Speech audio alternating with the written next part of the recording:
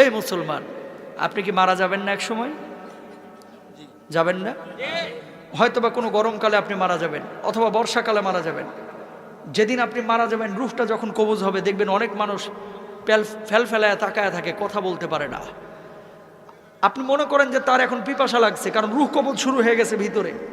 দুনিয়ার সবচেয়ে কঠিন সময় হচ্ছে এই সময়টা, যে সময়টা মানুষের রূহটা কবজ হবে। তখন আপনি যে এই যে মুখে পানিটা ঢেলে দেন, দেখবেন যে পানিটা গিলতে পর্যন্ত পারে না, ঠোঁটের দুই কিনারা দিয়ে ওই পানিটা বের হয়ে যায়। আল্লাহু আকবার। ঠিক ওই সময়টা আপনার স্ত্রী আপনার দিকে তাকিয়ে থাকে, আপনার ছেলে আপনার দিকে তাকিয়ে থাকে, আপনার মেয়ে আপনার দিকে তাকিয়ে থাকে, আপনিও কিন্তু তাদের দিকে তাকিয়ে থাকেন। অনেক কিছু বলতে চান কিন্তু বলতে পারেন না, কারণ আপনার ভেতরে যে জ্বালা তৈরি হয়েছে, এই জ্বালাটা আপনি ছাড়া আর কেউ বুঝতে পারে না, ঠিক কিনা? যখন মালাকুল মাউত রূহটা কবজ শুরু করে, মানুষজন যারা অপরাধী বারবার একটা কথা বলে, ও মালাকুল মাউত, এবারের মতো আমাকে ছেড়ে দাও, আমাকে নিও না, এবারের মতো তুমি আমাকে ছেড়ে দাও, আমাকে নিও না, আমাকে 10টা দিন সময় দাও, 2টা দিন সময় দাও, এই অবস্থায় আমি কবরে গেলে আমি জাহান্নামী হব, আমাকে মাফ করে দাও, আমার রূহটা এখন কবজ করো না। কিন্তু আমার আল্লাহ রাব্বুল আলামিন কি বলছেন?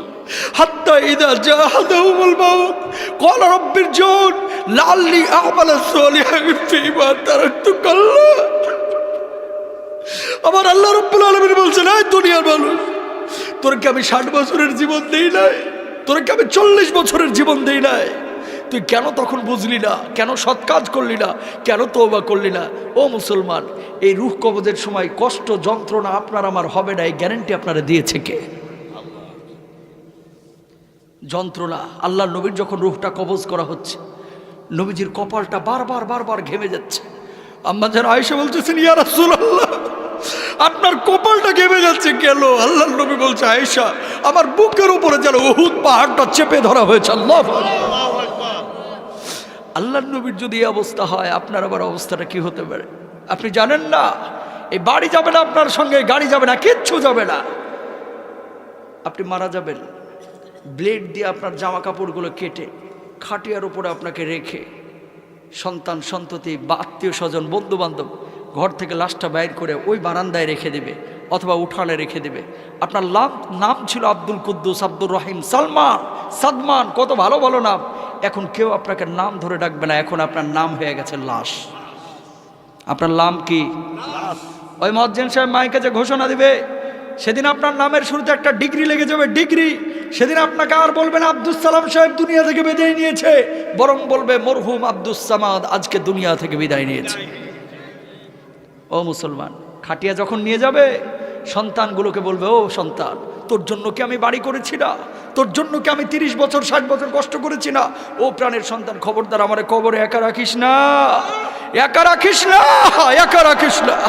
ওই সন্তানগুলো কবরের মধ্যে নামবে, বাবাকে যখন শুইয়ে দিবে, সন্তানগুলো একজন একজন করে যখন উঠে যাবে, বাবা বলবে, ও সন্তান, তোর জন্য আমার জীবনের 30টা বছর শেষ করে দিয়েছি, ও সন্তান প্লিজ আমার একা রেখে যাস না, আমি থাকতে পারবো না, আমি থাকতে পারবো না।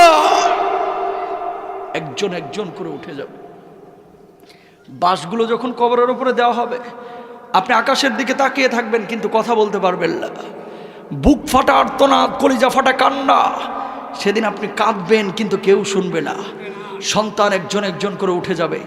বাঁশগুলো যখন একটার পর একটা দেওয়া হবে, একটু আলো কবরের মধ্যে ঢুকবে, আপনি চিৎকার করবেন, ও সন্তান প্লিজ আমাকে রেখে যাস না, আমি অন্ধকার বড় ভয় পাই, আমি অন্ধকার বড় ভয় পাই রে, এইভাবে আমাকে রাখিস না। কিন্তু সন্তান শুনবে না, উঠে যাবে। এই যে বাঁশগুলো যখন পুরোটাই দিয়ে দিল, একটু আলো ঢুকতেছিল, এখন আলোটাও নাই। বাঁশের ওপরে চাটাই দেওয়া হলো, এখন ঘুটঘুটে অন্ধকার। পাশ দিয়ে যদি একটা সাপও হেঁটে যায় আপনি টের পাবেন না, এমন অন্ধকার। মানুষ যখন মাটিগুলো দিবে, ধিপধাপ আওয়াজ হবে, মাটি দেওয়া হয়ে যাবে, মানুষ চলে যাবে। যখন দেখবে যে সন্তান একা থুয়ে, আপনার ভাই একা থুয়ে, আপনার বাবা একা থুয়ে, আপনার অন্য আত্মীয়রা একা থুয়ে আপনাকে থুয়ে কবরে চলে যাচ্ছে, পায়ের আওয়াজ আপনি শুনতে পাবেন। সেই সময়ের বুক ফাটা আর্তনাদ, কলিজা ফাটা কান্না যদি দুনিয়ার কোনো মানুষ শুনতে পাইতো, সঙ্গে সঙ্গে দুনিয়া থেকে বিদায় নিত। আল্লাহু আকবার। মানুষ দুনিয়া ধরতো না, তাহলে পাগল হয়ে যেত। হাজার ওয়াজ দরকার নাই মুসলমান, এরকম 2-1টা জিনিস একটু মেনে নেন। জীবন পরিবর্তন হয়ে যাবে, ঠিক কিনা? ওয়াজ তো জীবনে বহুত শুনেন, আমি অত ভালো বক্তারা, কিন্তু একটা উপদেশ দিলাম, খালি আখেরাতটাকে প্রাধান্য দেন, দুনিয়ার জন্য এত পাগল হয়েন না। মেনে নিলাম আপনি রাষ্ট্রপতি হয়েছেন, আপনি প্রেসিডেন্ট হয়েছেন, বাংলাদেশের জনক হয়েছেন, বাংলাদেশের মালিক আপনি হয়েছেন, আল্লাহরে আপনি পান নাই, কোনো লাভ আছে? কথা কয় না। আপনি বাংলাদেশের কিচ্ছু না, একজন রিক্সাওয়ালা, একজন ফকির, কবরে গেছেন, আল্লাহরে আপনি পেয়ে গেছেন। আপনার চাইতে সফল মানুষ আর কেউ নাই। কথা বলেন। সুতরাং দুনিয়ার সব কিছু পাইলেন কিন্তু আল্লাহরে পাইলেন না, কিচ্ছু লাভ নাই। দুনিয়ার কিচ্ছু পাইলেন না কিন্তু আল্লাহরে পেয়ে গেছেন, আপনি দুনিয়ার বুকে সব চাইতে বড় সফল, ঠিক কিনা ভাইরা আমার?